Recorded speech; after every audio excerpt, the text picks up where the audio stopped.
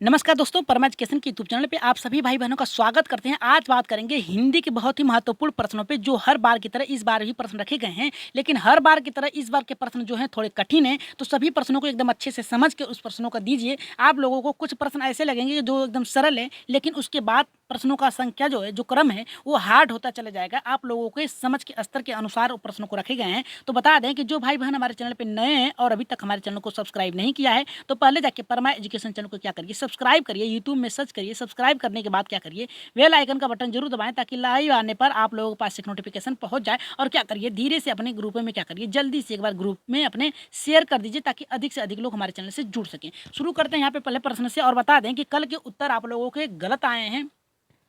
कल के जो प्रश्न आप लोगों को बता दिए जाएंगे, लास्ट में उस प्रश्न को रख कर बताया जाएगा कि कैसे आप लोगों के गलत हुए हैं। और बता दें कि आज का स्कोर जो है आप लोगों का 21 प्रश्नों का टारगेट है। इसमें से आप लोगों का यहाँ पे 18 से 19 प्रश्नों का टारगेट है कि 18 से 19 प्रश्न आप लोगों को सही करने हैं 21 में से। चलिए शुरू करते हैं यहाँ पे अपने पहले प्रश्न से। एकदम अच्छे सोच के साथ यहाँ पे प्रश्नों को सही करेंगे। बच्चों में लेखन कौशल की समझ का विकास कैसे किया जा सकता है। देखिए, बच्चों में लेखन कौशल का विकास किस प्रकार से करना है, यानी लिखने से संबंधित कौशल का विकास आप बच्चों में किस प्रकार से कर सकते हैं। तो यहाँ पे पहला करा है कि कहानी बोलकर, दूसरा करा है श्यामपट्ट पर लिखवा कर, और तीसरा करा है कि निबंध लिखवा कर, और चौथा करा है कि उपयुक्त सभी। तो राइट आंसर क्या होगा, यहाँ पे देखिए, आप लोग देखिए कि प्रश्न को समझ गए होंगे कि राइट आंसर कौन सा होगा। तो इसका राइट आंसर जाएगा हमारा यहाँ पे पहले का, चौथे के साथ जाएगा। यहाँ पे देखिए, लेखन कौशल की बात करा है, यानी बालक में लिखने की समझ को विकसित करना है। तो देखिए, कहानी बोलेंगे तभी बालक आपको लिखेगा। आप बालक को कहानी के माध्यम से क्या करेंगे, यानी बोलेंगे तो बालक लिखने का प्रयास करेगा। तो उसका क्या है, इसमें लेखन कौशल का विकास होगा। और यहाँ पे देखिए, साथ में क्या कहा है, लेखन कौशल के साथ में कहा है समझ, यानी अपने तर्क का प्रयोग कर रहे हैं, यहाँ पे सोच का विकसित कर सके। तो यहाँ पे देखिए, कहानी आप बोलेंगे तो बालक अपने अनुसार लिखेगा। यहाँ पे इसमें लेखन के साथ साथ उसकी समझ का भी विकसित होगा। और श्यामपट्ट पर लिखवाएंगे तो भी बालक का लेखन कौशल का विकास होगा। और निबंध अगर आप लिखवाएंगे तब भी बालक क्या करेगा, तर्क के आधार, कोई भी अगर निबंध कार्य दिया जा रहा है तो तर्क के आधार पे ही निबंध कार्य होता है, क्योंकि उसमें आपको अपने अनुसार लिखना पड़ता है। उसमें आपको बाध्य नहीं किया जा सकता निबंध में, क्योंकि आप अपने स्तर के अनुसार लिखते हैं। केवल बात ये रहेगा कि आपको किसी का नाम दे दिया जाएगा, जैसे मेला हो गया, दीपावली हो गया, ईद हो गया, इन सभी पे आप लोगों को क्या करना है, अगर बोल दिया जाए बस इतने पे ही आपको अपने अनुसार लिखना है। तो राइट आंसर जाएगा यहाँ पे चौथे के साथ जाएगा। आगे बढ़ते हैं अपने दूसरे प्रश्न पे, देखते हैं दूसरा प्रश्न यहाँ पे क्या करा है। देखिए, दूसरा प्रश्न ये करा है कि भाषा शिक्षण के माध्यम से बच्चे दूसरों की बात समझने और अपनी बात करने में होते हैं। मतलब ये है कि भाषा जो शिक्षण बालक को दिया जा रहा है, जो भाषा का ज्ञान दिया जा रहा है बच्चों में, बालक क्या करते हैं, अपने समझ के साथ क्या करते हैं, बालकों यानी दूसरे के समझ से अपनी बातों को रखते हैं और उनके बातों को क्या करते हैं, ग्रहण करते हैं, समझते हैं। तो भाषा के माध्यम से ही। तो यहाँ पे देखिए, पहला करा कि असमर्थ हैं, यानी जो जो भाषा का प्रयोग कर रहे हैं उसमें असमर्थ हैं। दूसरा करा है कि समर्थ हैं। तीसरा करा है कि अनमने, मतलब यहाँ पे क्या है, यहाँ पे नटखट हैं, नटखट प्रकार के हैं, यानी अपने अनुसार देते हैं या फिर नहीं देते हैं। उदंग है, यानी क्या है कि एक उनको समझ में ही नहीं आ रहा है। उदंग का मतलब ये है कि वो ज़्यादा नटखट हैं। तो यहाँ पे बात क्या है कि भाषा शिक्षण के माध्यम से, यानी भाषा का जो ज्ञान प्राप्त कराना है बच्चों में, वो क्या करें, अपने दूसरों की बातों को समझने और अपनी बात को कहने में कैसे होते हैं। अगर उनमें समझ हो जाती है भाषा का, तो क्या होता है, असमर्थ होते हैं बातों को रखने और समझने में, समर्थ होते हैं, अनमने होते हैं, उदंड होते हैं। तो राइट आंसर यहाँ पे दूसरे का क्या होगा, देखिए दूसरे का राइट आंसर जाएगा हमारा यहाँ पे दूसरे के साथ जाएगा। अगर कोई भी बालक या व्यक्ति या कोई भी हो जो भाषा का ज्ञान हो जाता है, तो अपने बातों को रख सकता है और दूसरे के बातों को समझ सकता है। तो राइट आंसर जाएगा यहाँ पे दूसरे के साथ जाएगा। आगे बढ़ते हैं अपने यहाँ पे तीसरे प्रश्न पे बढ़ते हैं आगे। और जल्दी से शेयर कर दीजिए, अपनी संख्या क्या करिए, बढ़ा लीजिए, जल्दी से शेयर कर दीजिए, जल्दी से अपने अपने ग्रुपों में, अपने अपने व्हाट्सएप ग्रुपों में। यहाँ पे देखिए, बात कर रहा है हमारा तीसरा कर रहा है कि भाषा शिक्षण में मूल्यांकन हेतु, यहाँ पे देखिए मूल्यांकन करने की बात कर रहा है कि कौन सा बालक सीख रहा है, कौन सा नहीं सीखा है, उसकी कठिनाई क्या है। हेतु निम्न में से किस प्रकार के प्रश्नों का होना सर्वोत्तम उपयुक्त है। तो यहाँ पे पहला करा है केवल निबंधनात्मक, दूसरा करा है केवल लघुतात्मक, और यहाँ पे तीसरा करा है कि केवल वस्तुनिष्ठ प्रश्न, और यहाँ पे चौथा करा कि तीनों समन्वय, यानी तीनों का एकदम समाहित होना चाहिए प्रश्नों का। यहाँ पे करा है कि सर्वोत्तम उपयुक्त होना चाहिए। तो यहाँ पे राइट आंसर क्या होगा, पहला होगा, दूसरा होगा, तीसरा होगा या फिर चौथा होगा। जल्दी से बताइए कि भाषा शिक्षण में मूल्यांकन हेतु, यानी उनकी समझ को जानने के लिए, उनकी क्या कठिनाई है उसको जानने के लिए कौन सी विधि यहाँ पे करा है कि कौन सा सबसे उपयुक्त विधि है। यहाँ पे करा है कि निबंधनात्मक, केवल लघु उत्तरी, केवल, वस्तुनिष्ठ और यहाँ पे करा है तीनों।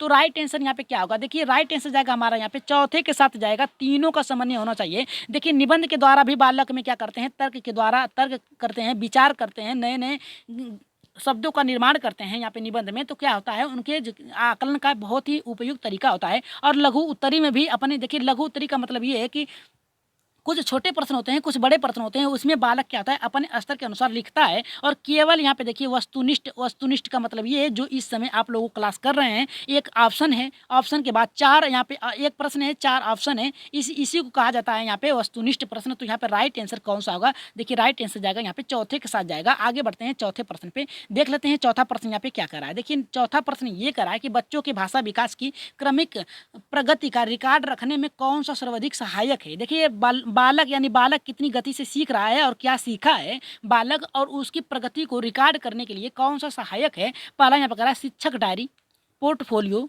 तीसरा करा है लिखित परीक्षा की उत्तर पुस्तिकाएं, और चौथा करा है नोटबुक। तो राइट आंसर यहाँ पे हमारा क्या होगा, राइट आंसर क्या होगा, बच्चों का रिकॉर्ड यहाँ पे क्रमिक प्रगति यानी किस प्रकार से धीरे धीरे वो क्या कर रहे हैं, पहले कैसे थे और इसके बाद धीरे धीरे उनमें किस प्रकार से प्रगति हो रही है, किस प्रकार से उनकी जो भाषा सीखने की जो क्रम है, किस प्रकार से उनकी प्रगति हो रही है। तो रिकॉर्ड रखने के लिए कौन सा सर्वाधिक यहाँ पे उपयुक्त है, सहायक है, शिक्षक डायरी, यहाँ पे पोर्टफोलियो, लिखित परीक्षा, और यहाँ पे कह रहा है नोट डायरी। देखिए यहाँ पे हमारा अगर बात करें यहाँ पे शिक्षक डायरी से, देखिए शिक्षक डायरी यहाँ पे कहा है तो सीधे सीधे ये तौर है आपका शिक्षकों के लिए है, यहाँ पे शिक्षकों के मापदंडों के लिए है। और पोर्टफोलियो में क्या होता है, बालक शुरुआत से लेके अंतिम तक, यानी शुरू क्रम से लेके जब विद्यालय में प्रवेश करता है तब से लेके और लास्ट तक, जब तक उसकी पढ़ाई पूरी नहीं हो जाती तब तक का उसका रिकॉर्ड रखा जाता है कि बालक कितने प्रकार से सीखा है और किस प्रकार से उसकी प्रगति हुई है। ये देखिए पोर्टफोलियो होता है। और लिखित परीक्षा उत्तर यानी बालक का आकलन के द्वारा क्या होता है, यानी बालक क्या लिखा है क्या नहीं लिखा है, उसके उत्तर पुस्तिका यानी उसका कौन सा गलत है कौन सा सही नहीं है, उसके द्वारा उसके क्रमिक विकास का जो प्रगति रिकॉर्ड रखा जाता है। और यहाँ पे नोटबुक, नोटबुक का मतलब ये है या तो शिक्षक का होगा या तो छात्र का, दोनों का हो सकता है यहाँ पे। तो हमारा राइट आंसर जाएगा यहाँ पे हमारा दूसरे के साथ जाएगा, पोर्टफोलियो के द्वारा जाएगा, क्योंकि इसमें बालक के शुरू से लेके लास्ट तक इसमें बालक के हर क्रम को रखा जाता है, क्या क्या किया है क्या क्या नहीं किया है, कौन सी कठिनाई है कौन सी कठिनाई नहीं है, किस प्रकार से उन्हें शिक्षा देनी चाहिए और किस प्रकार से उसने प्रगति की है। ये पोर्टफोलियो के माध्यम से उसका रिकॉर्ड रखा जाता है। आगे बढ़ते हैं पांचवें प्रश्न पे, देख लेते हैं पांचवा प्रश्न यहाँ पे हमारा क्या कर रहा है। देखिए कह रहा है कि भाषा शिक्षण के अंतर्गत दृश्य श्रव्य सहायक सामग्री उपयोगी। देखिए यहाँ पे बात क्या है, दृश्य श्रव्य, श्रव्य में सुनना, दृश्य मतलब होता है देखना। तो यहाँ पे बात किया है कि दृश्य श्रव्य सहायक सामग्री होगी। पहला करा है कि शिक्षण कौशल में विकास, दूसरा करा है कि शिक्षण को रोचक बनाने में, और तीसरा करा है कि एक से अधिक इंद्रियों को सक्रिय करने में, और चौथा करा है कि उपयुक्त के सभी यानी सभी के लिए। तो राइट आंसर यहाँ पे देखिए हमारा पांचवें का क्या होगा, जल्दी से बताइए कि पांचवें का क्या होगा। हमारा श्रव्य दृश्य सामग्री की बात किया है यानी देखने के लिए, और यहाँ पे सुनने के लिए बात किया है, कौन सी सहायक होगी। देखिए यहाँ पे कह रहा है कि शिक्षण कौशल में विकास हो सकता है, ये भी हमारा राइट है, हो सकता है, क्योंकि बालक देखेगा सुनेगा तो अपने अनुसार क्या करता है बालक उसका प्रयोग करेगा और उसको अच्छे से सॉल्व कर सकता है। और यहाँ पे देखिए दूसरा करा है शिक्षण को रोचक बनाने में। देखिए श्रव्य दृश्य सामग्री का मतलब ये है कि प्रोजेक्टर भी लगा सकते हैं और उसके साथ क्या है रेडियो का भी संचार कर सकते हैं। तो इसमें क्या होता है बालक अधिक रुचि लेगा और अपने भाषा शिक्षण के विकास में उसका प्रगति होगी। और तीसरा करा है कि एक से अधिक इंद्रियों को सक्रिय, एक से अधिक का मतलब ये है कि पढ़ाते समय आपका हाथ पैर भी हो सकता है। यहाँ पे देखिए इंद्रियों, 5 इंद्रियां होती हैं, आप लोगों को पता है ज्ञान इंद्रियां होती हैं, जिसमें से क्या होता है यहाँ पे कान, आँख, नाक जो भी होते हैं सभी को प्रयोग यहाँ पे कह रहा है कि एक्टिवेट करने का मतलब उन्हें सुचारू रूप से चालू रखने के लिए। अगर हमारा तीनों सही तो राइट आंसर जाएगा यहाँ पे चौथे के साथ जाएगा। आगे बढ़ते हैं छठे प्रश्न पे, देख लेते हैं छठा प्रश्न हमारा यहाँ पे क्या कर रहा है। देखिए छठा प्रश्न ये करा है कि भाषा शिक्षण के अंतर्गत सहायक श्रव्य सामग्री का उपयोग किस में होता है। देखिए यहाँ पे कहा है सिर्फ श्रव्य यानी यहाँ पे देखिए यहाँ पे सुनने से बात किया है कि सुनने का सिर्फ प्रयोग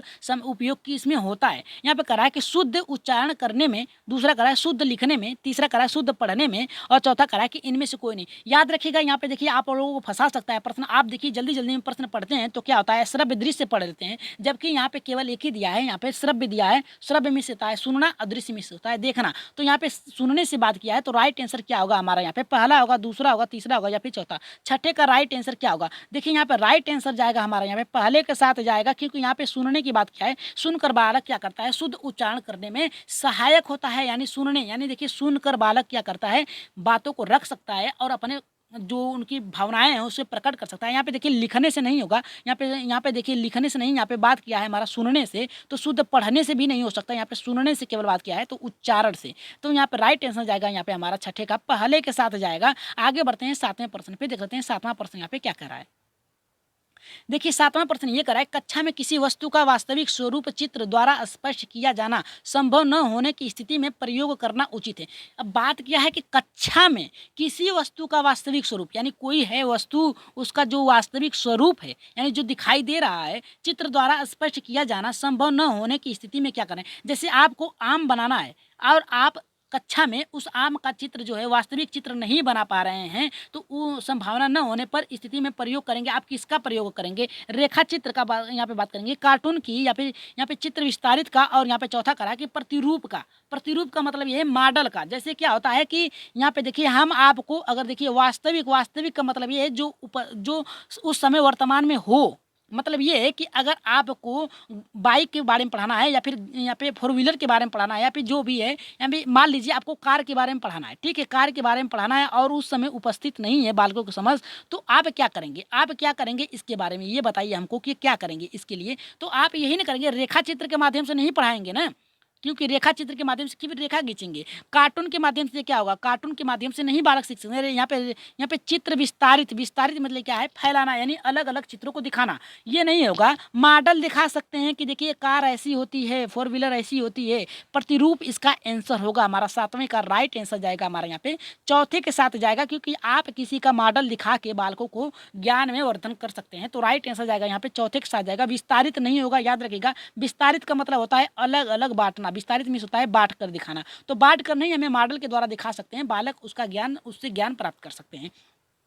आगे बढ़ते हैं 8वें प्रश्न पे, देख लेते हैं 8वां प्रश्न यहाँ पे क्या करा है। और बता दें कि लास्ट में आप लोगों के कल के उत्तर और आपके नाम के साथ यहाँ पे बताया जाएगा कितने लोगों का गलत है, कितने लोगों का सही है। और आज भी आप लोगों को उत्तर बताना है, और जल्दी में आप लोग क्या करते हैं कि लास्ट वाले प्रश्न को जल्दी में गलत करके चले जाते हैं, तो उसे अच्छे से पढ़ के बताइएगा। यहाँ पे देखिए 8वां ये करा है कि दृश्य श्रव्य उपकरण सीखने वाले को व्यक्ति, घटना, वस्तु और कारण तथा यहाँ पे प्रभाव संबंधों के नियोजित अनुभव से लाभ उठाने का अवसर देते हैं। यह कथन निम्न में से किसका है। यहाँ पे देखिए बात करा है ब्लेगर, दूसरा करा है कि क्रू एंड क्रू का, तीसरा करा है कि यहाँ पे करा है कि यहाँ पे तीसरा करा है कि जिन पियाजे, और चौथा करा है कि यहाँ पे स्किनर। तो स्किनर देखिए, या फिर जिन पियाजे, या फिर यहाँ पे क्रू एंड क्रू, या फिर विलेगर। तो राइट आंसर 8वें का हमारा क्या होगा। देखिए इसका राइट आंसर जाएगा हमारा यहाँ पे क्रू एंड क्रू के द्वारा जाएगा। क्रू एंड क्रू ने कहा है कि श्रव्य दृश्य उपकरण सीखने वाले को व्यक्ति, घटना, जो व्यक्ति है उसको व्यक्ति की घटना, वस्तु और कारण का यहाँ पे प्रभाव संबंधों को नियोजित मतलब अच्छे तरीके से संयोग कर अनुभव से लाभ उठाने का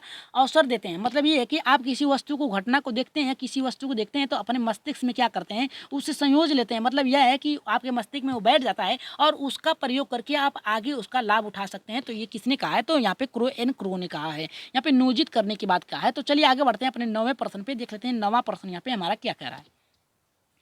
देखिए 9वां प्रश्न ये करा है, निम्न में से क्या एक शिक्षण सहायक सामग्री दृश्य सामग्री नहीं है। यहाँ पे देखिए क्या बात किया है कि कौन सा एक शिक्षण सहायक सामग्री है।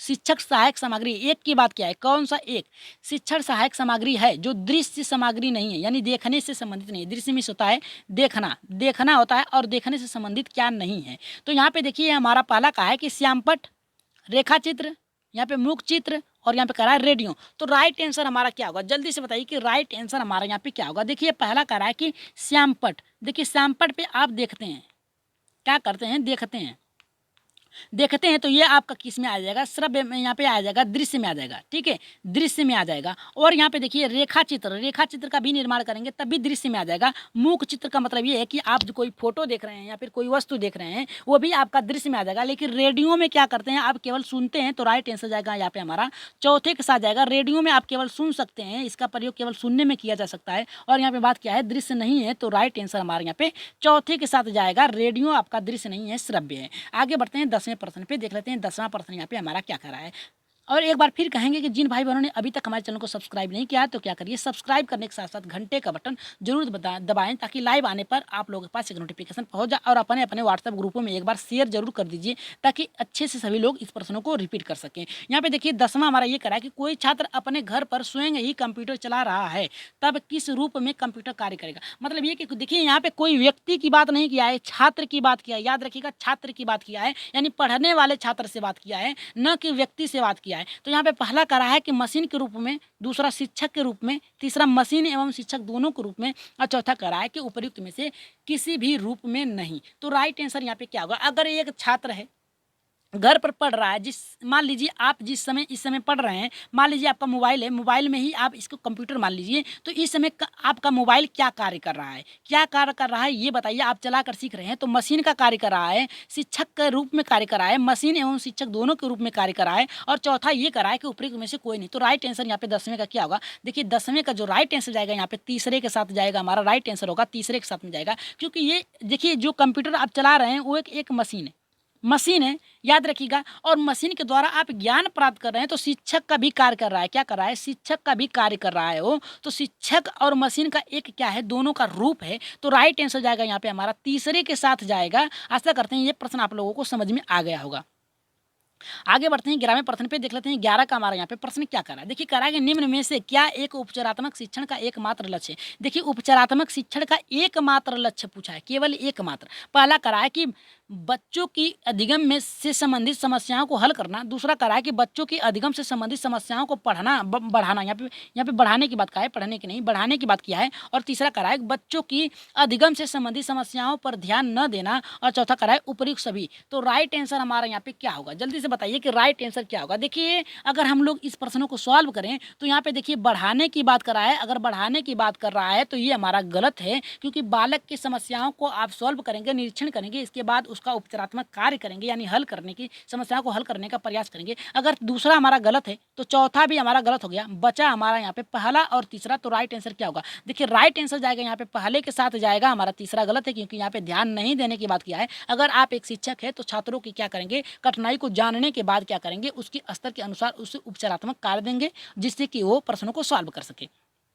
तो यहाँ पे राइट आंसर जाएगा यहाँ पे हमारा पहले के साथ जाएगा। आगे बढ़ते हैं 12वें प्रश्न पे, देख लेते हैं 12 का हमारा यहाँ पे प्रश्न क्या कर रहा है, क्योंकि ये प्रश्न बहुत ही महत्वपूर्ण है। इस प्रश्न को आप लोगों को 5 सेकंड के अंदर इसका जवाब देना है। देखते हैं सबसे पहले इसका आंसर क्या होता है, कि क्या आता है और किसका आता है। यहाँ पे देखिए 15 का हमारा ये कर रहा है कि आपकी कक्षा में राजन को कठिन शब्दों का उच्चारण करने में समस्या आती है। आप उसकी इस समस्या का समाधान करने हेतु किस प्रकार के उपचारात्मक शिक्षण चुनेंगे। यानी कोई बालक आपकी कक्षा में है, उसे शब्दों के उच्चारण में बहुत ही कठिनाई, उच्चारण में याद रखिए, उच्चारण करने में यानी बोलने में क्या हो रहा है, उसके उच्चारण में यहाँ पे कठिनाई हो रही है। तो उसकी समस्या को समाधान करने के लिए आप कौन से उपचारात्मक कार्य करेंगे। देखिए यहाँ पे पहला करा है हमारा कि व्यक्तित्व उपचारात्मक शिक्षण, दूसरा करा है कि सामूहिक उपचारात्मक शिक्षण, और यहाँ पे तीसरा करा है कि टोली उपचारात्मक शिक्षण, और चौथा करा है कि इनमें से कोई नहीं। तो राइट आंसर इसका क्या होगा? जल्दी से बताइए कि इसका राइट आंसर क्या होगा हमारा। यहाँ देखिए पहला करा है कि व्यक्तित्व, दूसरा सामूहिक, और तीसरा यहाँ पे करा है कि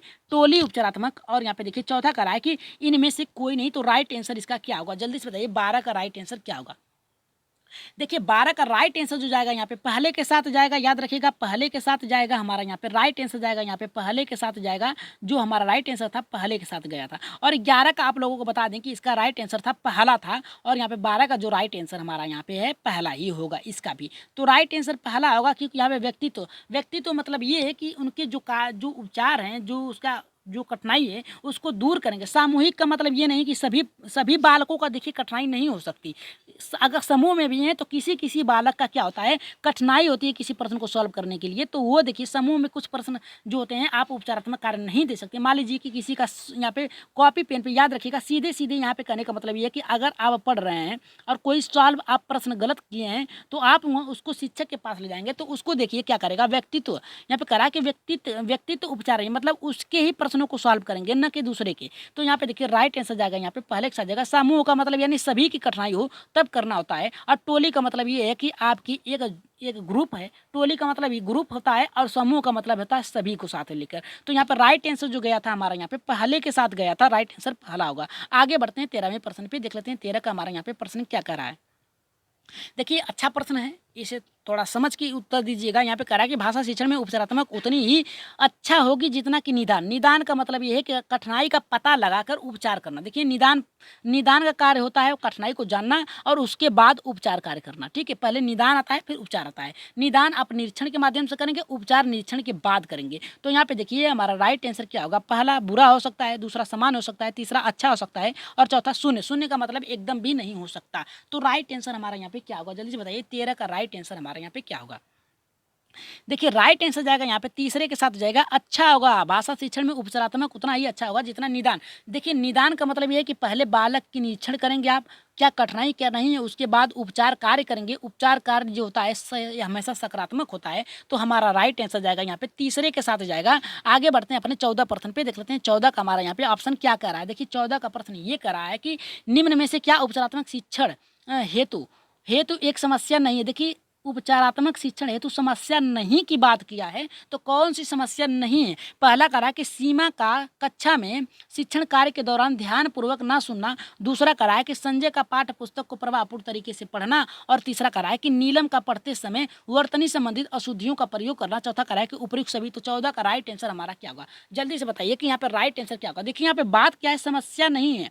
कौन सी समस्या नहीं है उपचारात्मक भाषा शिक्षण में, कौन सा समस्या नहीं है। तो पहला यहाँ पे करा है कि सीमा का कक्षा में शिक्षण कार्य के दौरान ध्यानपूर्वक ना पढ़ना। देखिए ध्यानपूर्वक ना पढ़ना ये देखिए आपकी एक समस्या है, तो ये हमारा गलत है। संजय का पाठ पुस्तक को प्रभावपूर्ण यानी एक अच्छे लय में, एक अच्छे ढंग से, एक अच्छे क्रम में पढ़ना। पढ़ना क्या कहलाता है, प्रभावपूर्ण कहलाता है तरीके से पढ़ना। तो ये हमारा सही है। अगला देख लेते हैं, नीलम पढ़ते समय वर्तनी संबंधी अशुद्धियों का प्रयोग। देखिए अशुद्धियों का प्रयोग कर सकती है, तो ये कठिनाई आ गई, तो ये भी हमारा गलत है। चौथा कह रहा है कि उपयुक्त सभी। देखिए जब दो गलत है हमारे तो उपयुक्त गलत होगा। राइट आंसर जाएगा यहाँ पे हमारा, यहाँ पे दूसरे के साथ जाएगा संजय का पाठ पुस्तक को प्रभावपूर्ण तरीके से पढ़ना। तो आगे बढ़ते हैं अपने 15वें प्रश्न पे, देख लेते हैं 15 का हमारा यहाँ पे प्रश्न क्या कह रहा है। देखिए 15 का ये करा कि आपकी कक्षा के बच्चे में अनुशासनहीनता की भावना दिन प्रतिदिन बढ़ती जा रही है, इसके लिए आप निम्न में से कौन सा उपचार करेंगे। यानी आपकी जो कक्षा है उसमें अनुशासन की हीनता जो है लगातार बढ़ती जा रही है, इसके उपचार के लिए आप क्या करेंगे। देखिए पहला करा कि अनुशासनहीनता करने वाले बच्चों को कक्षा से निकाल देंगे। निकालने की बात क्या है, जो कि हमारा गलत है। और दूसरा करा है कि शिक्षण कार्य को रोचक बनाएंगे जिससे अनुशासनहीनता ही समाप्त हो जाए। ये देखिए आपका सही लग रहा है, लेकिन अगला प्रश्न भी पढ़ लेते हैं, शायद सही हो। अनुशासनहीनता करने वाले छात्रों के अभिभावकों को सूचित। देखिए अभिभावकों को सूचित नहीं करेंगे, उनकी क्या दिक्कत है, क्या कठिनाई है, उसे जानने का प्रयास करेंगे, फिर इसके बाद उसको दूर करने का प्रयास करेंगे। तो ये तीसरा हमारा गलत है। चौथा करा है कि अनुशासनहीनता वाले छात्रों को विशिष्ट सुविधाएं प्रदान कर। देखिए विशिष्ट सुविधाएं प्रदान करेंगे तब भी बालक उतना ही उदंड होगा जितना कि अगर उनके स्तर के प्रश्न न हो या फिर उनके स्तर की विशिष्ट सुविधाएं नहीं है हो। देखिए विशिष्ट सुविधाओं का मतलब ये है कि उन्हें आराम से छोड़ दिया जाए, वो अपने अनुसार पढ़ें लिखें। नहीं, जब तक आप हस्तक्षेप नहीं करेंगे पढ़ाई में लिखाई में तब तक बालक कुछ सीख नहीं सकता। तो देखिए ये गलत है। राइट आंसर जाएगा हमारा यहाँ पे दूसरे के साथ जाएगा। याद रखिएगा दूसरे के साथ जाएगा, जिससे कि बालक स्वतः ही खुद से वो कार्य करना छोड़ दे और पढ़ाई में उसका मन लगे। तो राइट आंसर दूसरे के साथ जाएगा। आगे बढ़ते हैं 16वें प्रश्न पे, देख लेते हैं 16 का हमारा यहाँ पे ऑप्शन क्या कर रहा है। प्रश्न के साथ ऑप्शन क्या कर रहा है, देखिए कह रहा है कि प्रतिभा अक्सर लड़का को लका पड़ती है, पढ़ाई होने लगी को कहती है कि पढ़ाई होगी, लिखना जैसे गलतियों को कर बैठती है। इस संकेत का था मतलब ये है कि एक देखिए एक प्रतिभा है, प्रतिभा क्या करती है, लड़का को लका पड़ती है और पढ़ाई होने लगी को कहती है कि पढ़ाई होगी। और यहाँ पे करा है लिखने जैसी गलतियाँ करते हैं, मतलब लिखती है, बोलती नहीं है, वो लिखती है कि लड़का को लका कहती है और पढ़ाई हो गई को पढ़ाई होगी, मतलब होगी और पढ़ाई होने की, इस सभी को लिखने में गलतियां करती। तो ये संकेत किसी करती है, प्रतिभा के लेखन के स्तर में सुधार की आवश्यकता है। और यहाँ पे दूसरा करा कि प्रतिभा के लेखन स्तर में कुछ ही कमी है। और तीसरा करा कि प्रतिभा ध्यान से नहीं लिखती। और चौथा करा प्रतिभा के विचारों को तेज गति के साथ उसके लेखन नहीं चलती। तो राइट आंसर यहाँ पे क्या है, देखिए यहाँ पे लिखने से संबंधित उसकी कठिनाई है, न कि उसके स्तर के, यानी उसकी जो सोच है उसके स्तर के अनुसार नहीं है। उसके लिखने में क्या होता है, कभी कभी आप देखिए जैसे नहीं, कितने लोग लिखते हैं ऐसे भी लिख देते हैं और कितने लोग नहीं देखिए ऐसे भी लिखते हैं, यानी उनकी सोच सही है लेकिन लेखन कौशल में उनकी क्या है, गड़बड़ी है। तो वो आप क्या करेंगे, ये संकेत किसकी तरफ करता है। तो राइट आंसर 16वां का जाएगा हमारे यहाँ पे चौथे के साथ जाएगा। याद रखिएगा चौथे के साथ जाएगा, ये हमारा नहीं होगा, सुधारने की आवश्यकता नहीं है, क्योंकि ये देखिए वो स्वतः ही लिखते लिखते प्रयास अपना करेगी तो समझ जाएगी। और यहाँ पे राइट आंसर जाएगा चौथे के साथ जाएगा, क्योंकि वो देखिए वो जानती है कि लड़का है, वो जानती है कि पढ़ाई हो चुकी है, लेकिन वो लिखने में गलती कर रही है। तो उसके जो प्रतिभा के विचार हैं तेज गति से हैं और उसकी जो लेखन कथी है मेल नहीं खाती है। तो राइट आंसर जाएगा यहाँ पे चौथे के साथ जाएगा। आगे बढ़ते हैं 16वें प्रश्न पे, देख लेते हैं 16 का प्रश्न यहाँ पे हमारा क्या कह रहा है।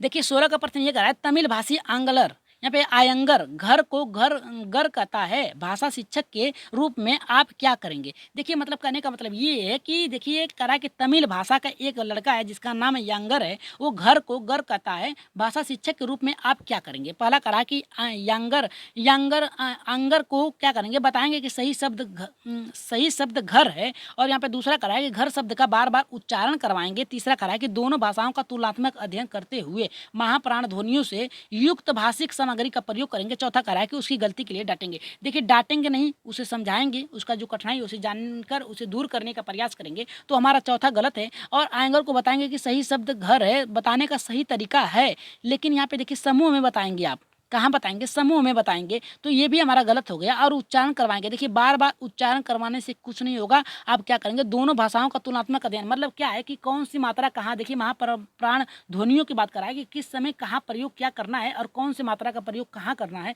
और कौन से शब्द का प्रयोग कहाँ करना है, भाषिक सामग्री का प्रयोग करेंगे। तो राइट आंसर जाएगा यहाँ पे हमारा तीसरे के साथ जाएगा। याद रखिएगा तीसरे के साथ जाएगा, राइट आंसर हमारा तीसरा सही होगा। आगे बढ़ते हैं 18वें प्रश्न पे, देख सकते हैं 18 का ऑप्शन हमारा यहाँ पे प्रश्न के साथ ऑप्शन क्या कर रहा है। देखिए कह रहा है कि यहाँ पे दृष्टिबाधित बच्चों को भाषा सिखाते समय, मतलब ये है कि दृष्टिबाधित का मतलब ये है कि बालक देख नहीं सकता। क्या करा है, देख नहीं सकता, तो आप उनके सिखाते समय क्या करेंगे। पहला करा है कि कम पाठ वाली पाठ्य पुस्तकों का निर्माण करना चाहिए। दूसरा करा है कि उन्हें विभिन्न भाषिक गतिविधियों में शामिल नहीं करना चाहिए। और तीसरा करा है कि अधिक से अधिक मौखिक भाषा का प्रयोग करना चाहिए। और चौथा करा है कि उन्हें कक्षा में अलग बैठना चाहिए ताकि उन पर विशेष ध्यान रखा जाए। तो 18 का राइट आंसर क्या होगा। देखिए 18 का राइट आंसर क्या होगा, जल्दी से बताइए कि पहला सही होगा, दूसरा सही होगा, तीसरा सही होगा या फिर चौथा। देखिए पहला हमारा क्या कर रहा है कि पाठ्य पुस्तक, देखिए कम से कम पाठ्य पुस्तक, यहाँ पे देखिए बात क्या है दृष्टिबाधित बालकों की, तो ये हमारा गलत होगा, क्योंकि आप जितना भी कम से कम पाठ्य पुस्तक का निर्माण करें, बालक देख नहीं सकता, तो यहाँ पे दृष्टिबाधित बालक है तो वो देख नहीं सकता, तो आप पाठ का निर्माण करें या न करें उससे कोई फर्क नहीं पड़ता, क्योंकि उसकी जो टार्च है आंखों की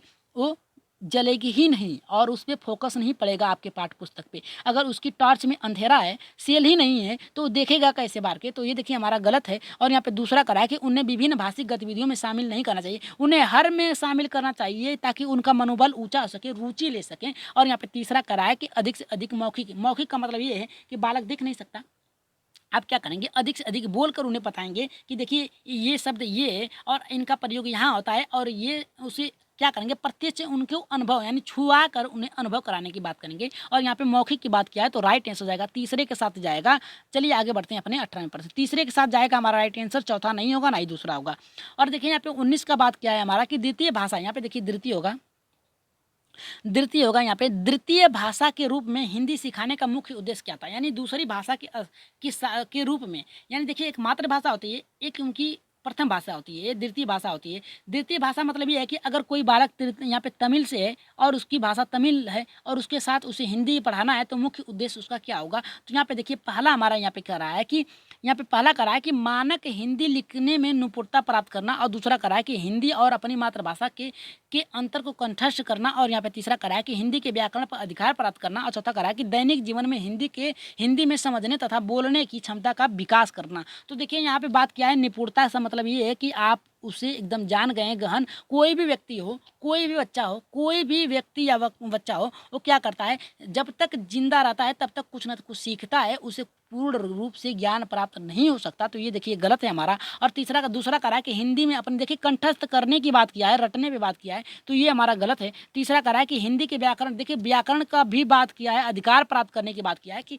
आपको सब कुछ आ गया व्याकरण में, तो ये हमारा गलत है, अधिकार प्राप्त नहीं उसका प्रयोग करने की बात करता, तो यहाँ पे सही होता। तो राइट आंसर जाएगा यहाँ पे हमारा, यहाँ पे देखिए राइट आंसर जो जाएगा हमारा यहाँ पे हमारा चौथा सही होगा, क्योंकि दैनिक जीवन में हिंदी समझने, मान लीजिए कि आपको तमिल आती है, अंग्रेजी आती है, हिंदी नहीं आती है, तो हिंदी का प्रयोग करेंगे आप, तो हिंदी सिखा लेंगे तो आप एक राज्य से दूसरे राज्यों में आसानी से उनके जो भाषा है मेल जोल है उसमें घुल मिल सकते हैं, अच्छा से जान सकते हैं। तो राइट आंसर जाएगा यहाँ पे चौथे के साथ जाएगा। आगे बढ़ते हैं 20वें प्रश्न पे, देख लेते हैं 20वें का हमारा प्रश्न यहाँ पे क्या कर रहा है।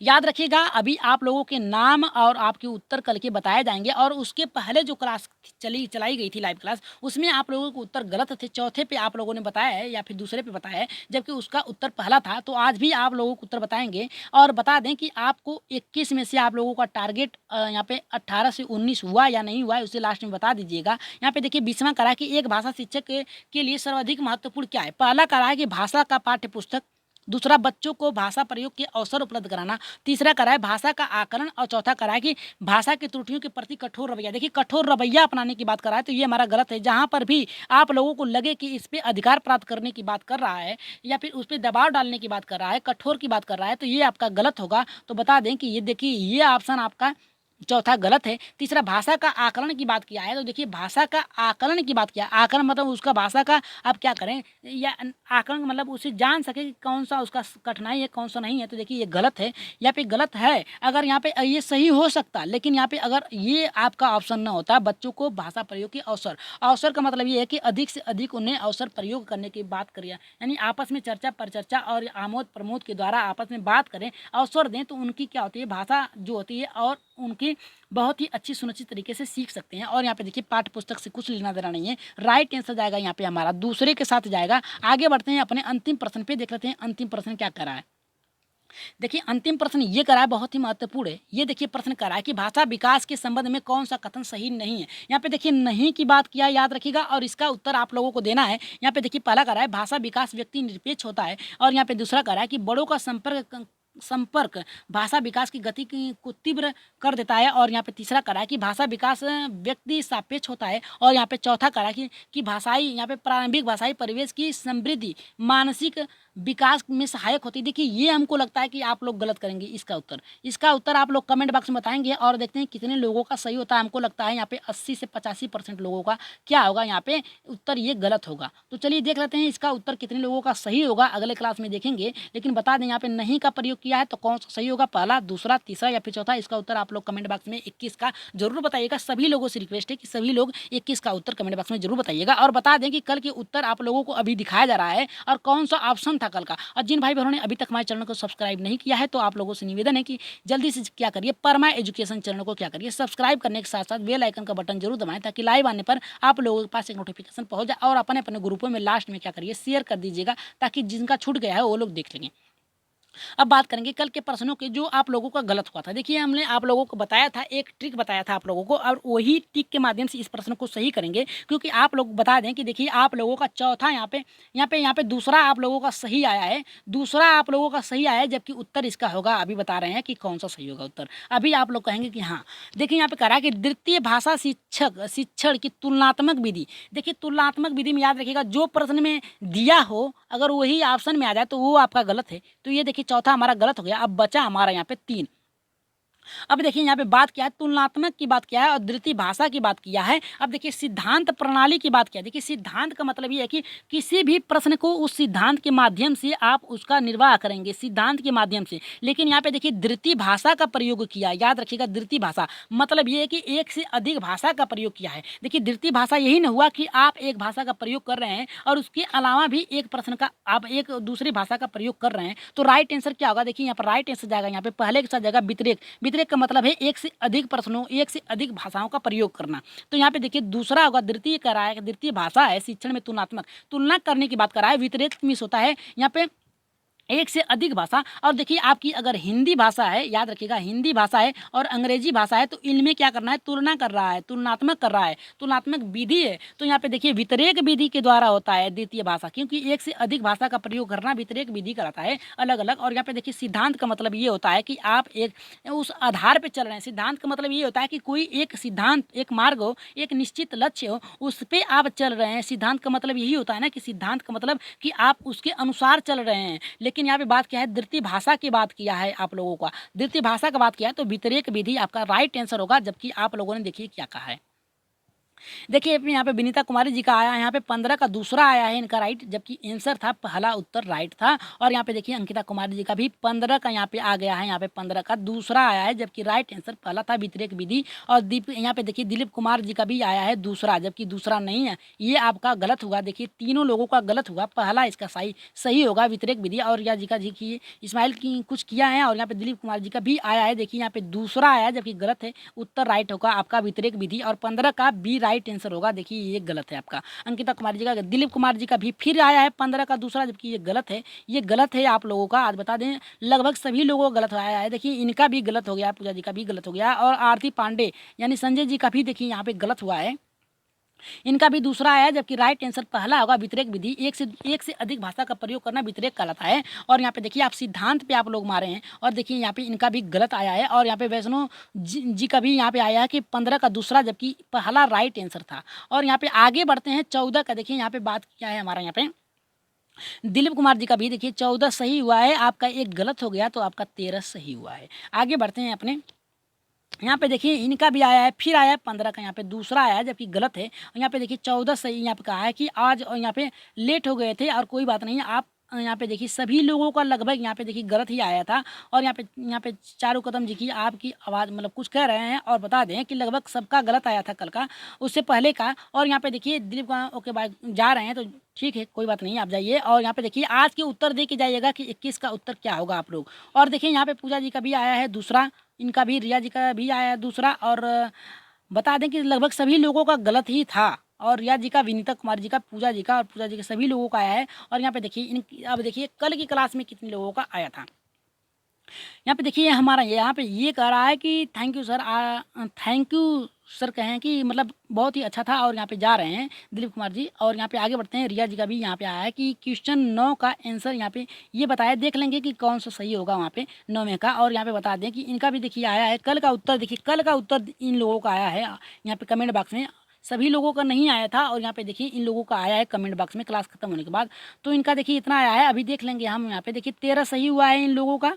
और आगे बढ़ते हैं अपने, इनका भी देखिए आया है यहाँ पे 15 का तीसरा आया है। और आगे बढ़ते हैं, यहाँ पे देखिए वंदना जी का भी आया है कि मैथ की क्लास अच्छी थी, मतलब मैथ की क्लास कल की जो थी अच्छी थी, और अच्छे से सॉल्व किया आप लोगों ने। और यहाँ पे देखिए इनका आया कल का, देखिए आया है 15 का दूसरा आया है। और यहाँ पे देखिए इन सभी लोगों का लगभग सही आया है। और बता दें कि आज की क्लास आप लोगों को कैसी लगी एक बार बता दीजिएगा, और सभी लोगों के आज के उत्तर भी आप लोगों को नीचे दिए गए हैं। और आज की क्लास आप लोगों को कैसी लगी एक बार कमेंट बॉक्स में जरूर बताइएगा।